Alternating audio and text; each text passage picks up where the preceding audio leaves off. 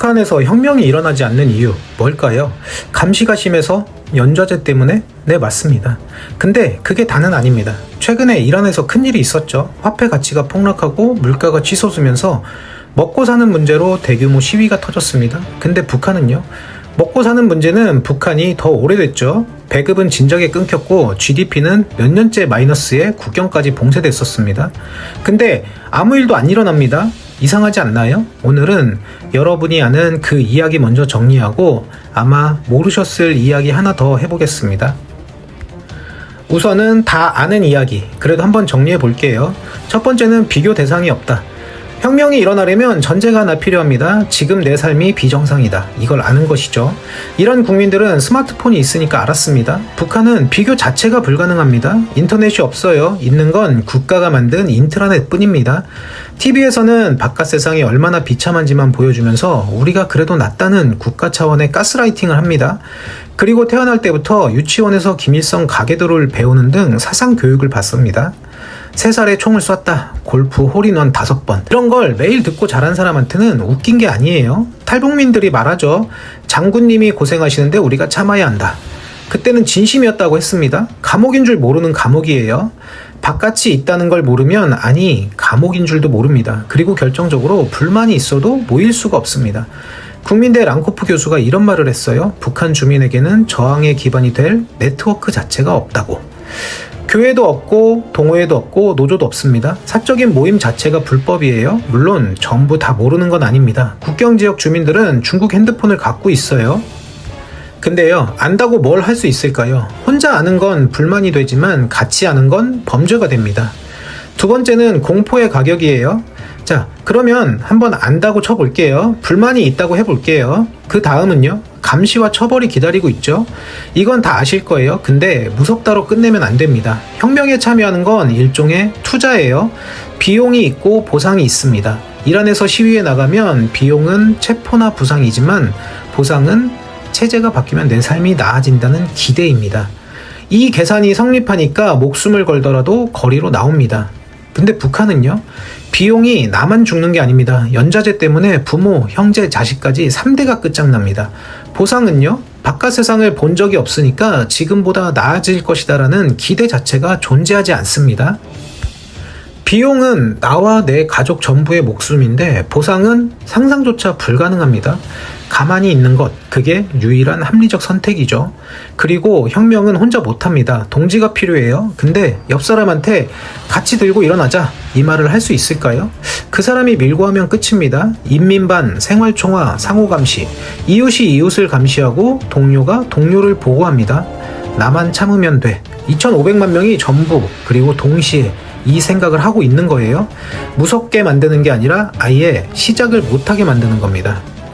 세 번째는 총은 전부 한쪽에 있다는 거예요. 그래도 어찌저찌 시작했다고 한번 볼게요. 불만이 터지고 사람이 모였어요. 그 다음 벽이 뭐냐? 바로 군부입니다. 이란 시위가 커질 수 있었던 이유 중 하나가 군 내부에서도 균열 조짐이 보였기 때문입니다. 왜 우리가 국민한테 총을 쏴야 하지? 이 의문이 생길 수 있는 겁니다. 근데 북한은요, 군 장성들은 체제의 최대 수혜자입니다. 평양에서 특권을 누리면서 일반 주민과는 완전히 다른 세상에 살아요. 군이 국민 편에 설 이유가 없습니다. 그리고 보위부가 군을 감시하고 당이 보위부를 감시합니다. 감시가 감시를 감시하는 거죠. 이란처럼 군이 시위대 편을 들 가능성 제로입니다. 여기까지 정보 차단, 공포, 군부 통제, 여기까지가 다들 아시는 이야기입니다. 근데요, 이것만으론 설명이 안 되는 게 하나 있습니다. 감시와 공포만으로는 70년을 못 버팁니다. 사람을 진짜 묶어두는 건 바로 돈입니다. 그 첫 번째는 바로 장마당의 역설입니다. 시장이 체제를 죽이는 게 아니라 체제를 살리고 있었다는 겁니다. 90년대 고난행군 때 배급이 끊기면서 수백만 명이 굶어 죽었어요. 그때가 사실 가장 위험한 순간이었죠. 근데 지금은 굶어 죽진 않습니다. 왜요? 장마당이 있어서요.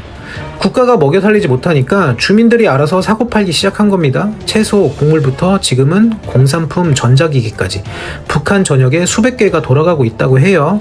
이 장마당 때문에 북한이 변할 거라는 이야기가 있었습니다.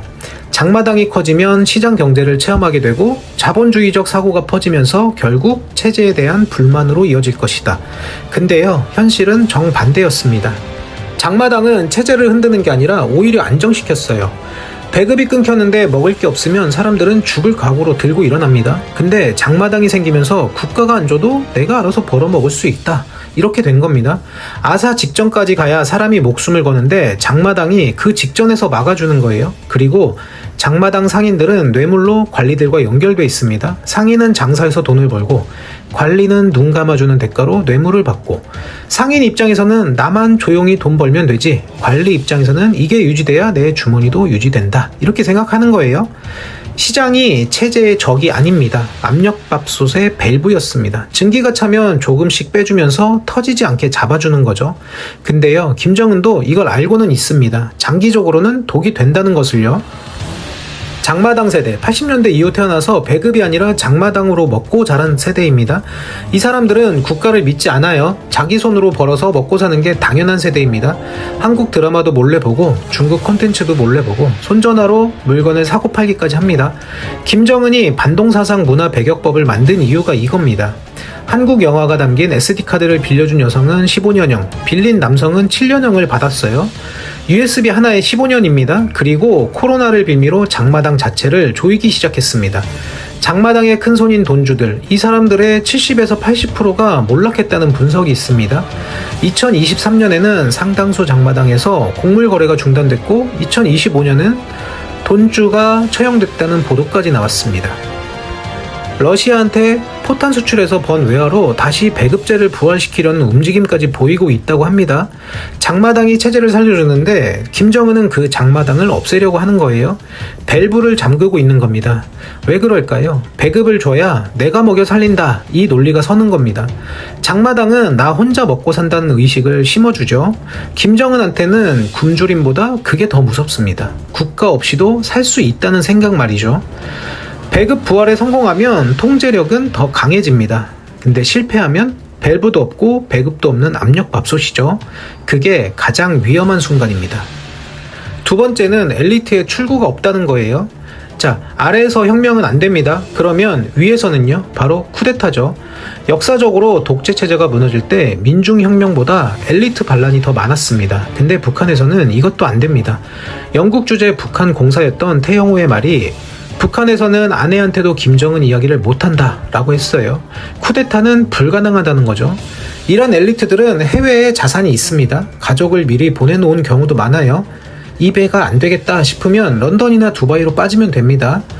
북한 엘리트는요, 해외 자산은 없고 가족을 해외 보낼 돈도 없고 여권은 당이 관리합니다. 뛰어내릴 바다가 없는 거예요. 그리고 결정적으로 김씨 정권이 무너지면 본인이 청산 대상입니다. 새 정권이 들어서면 김정은 밑에서 뭐 했어? 이 말을 듣게 되는 거죠. 체제가 바뀌면 보호받는 게 아니라 심판받는 겁니다. 뒤집는 건 자살이고 지키는 게 생존인 거죠. 그걸 가장 잘 보여주는 사례가 장성택입니다. 김정은의 고모부이자 정권 서열 2인자라고 불리던 사람인데 2013년 12월에 처형됐습니다. 쿠데타를 시도한 것도 아닙니다. 권력이 너무 커졌다는 이유로 끌려간 거예요. 장성택만 죽은 게 아니라 측근, 부하, 가족까지 줄줄이 수청됐습니다. 그 뒤로 바뀐 게 있어요. 북한 엘리트 사이에서 누구도 서로를 믿지 않습니다. 2인자도 하루아침에 이렇게 되는데 누구한테 같이 뒤집자고 말을 꺼낼 수 있을까요? 물론 최근에 균열은 보입니다. 해외에 나가본 엘리트들 중에 탈북이 늘고 있어요. 영국 주재공사 태영호, 이탈리아 주재 대사대리 조성길, 쿠웨이트 류현우, 쿠바 리일규. 밖에서 인터넷을 쓰고 진짜 세상을 보고 나서 이건 아니다 깨달은 겁니다. 2023년에만 엘리트 출신 약 10명이 한국에 입국했습니다. 2017년 이후 가장 많은 수치예요. 근데요, 개인 탈출과 집단 반란은 완전히 다릅니다. 탈북은 나 혼자 빠져나가는 것이고 쿠데타는 같이 뒤집자입니다. 같이 뒤집자고 입을 여는 순간 상대가 밀고 하면 끝이죠. 아래도 막혀있고 위도 막혀있는 겁니다. 그렇다고 아무 일도 없었느냐? 그건 아닙니다. 1998년 고난의 행군 끝자락 황해북도 송림시 제철소입니다. 공장이 완전히 멈추자 노동자들이 공장 기계와 철판을 뜯어서 팔기 시작했어요. 먹고 살려고요. 그러자 북한군이 탱크를 끌고 와서 계엄령을 내렸습니다. 태영호 증언에 따르면 노동자들은 무서워서 뜯어간 기계를 다시 갖다 놓았다고 합니다. 그리고 2024년 1월 이번엔 북한 바깥에서 터졌습니다. 중국 연변 허룽시의 의류 공장과 수산물 공장에서 일하던 북한 노동자 약 2,000명이 공장을 점거했습니다. 코로나 이후 약 4년 동안 임금을 한 푼도 못 받은 겁니다. 북한 국방성산화 무역회사가 전쟁 준비자금 명목으로 월급 전액을 가져갔대요.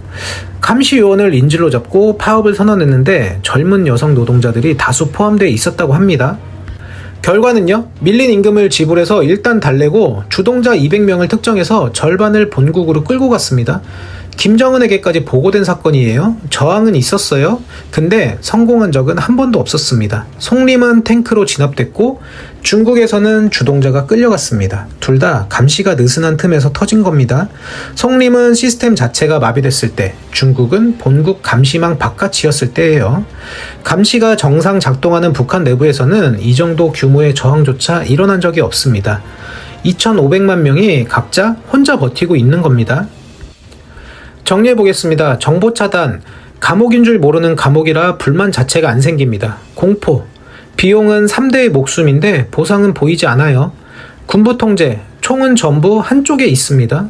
여기까지가 알려진 이야기고요. 여기에 하나 더, 아래에서는 장마당이 압력밥솥의 밸브 역할을 해주고 위에서는 엘리트한테 출구가 없습니다. 체제가 바뀌면 본인이 죽으니까요. 아래도 막혀있고 위도 막혀있는 겁니다. 속이 비어가는 북한이에요. 껍데기는 단단해 보이는데 안에서부터 비어가고 있다는 겁니다. 그래서 북한이 변하려면 안에서 일어나는 혁명이 아니라 위에서 무너지는 수밖에 없습니다. 변수가 2개 있죠. 첫 번째는 김정은이 장마당을 조이는데 성공하지 못하면서 배급도 살리지 못하는 순간 밸브가 사라지겠죠. 두 번째는 김정은이라는 한 사람이 사라지는 순간, 그때 처음으로 균열이 시작될 것으로 보입니다. 이번 영상은 여기까지입니다. 시청해주셔서 감사합니다. 돈의 맥락이었습니다.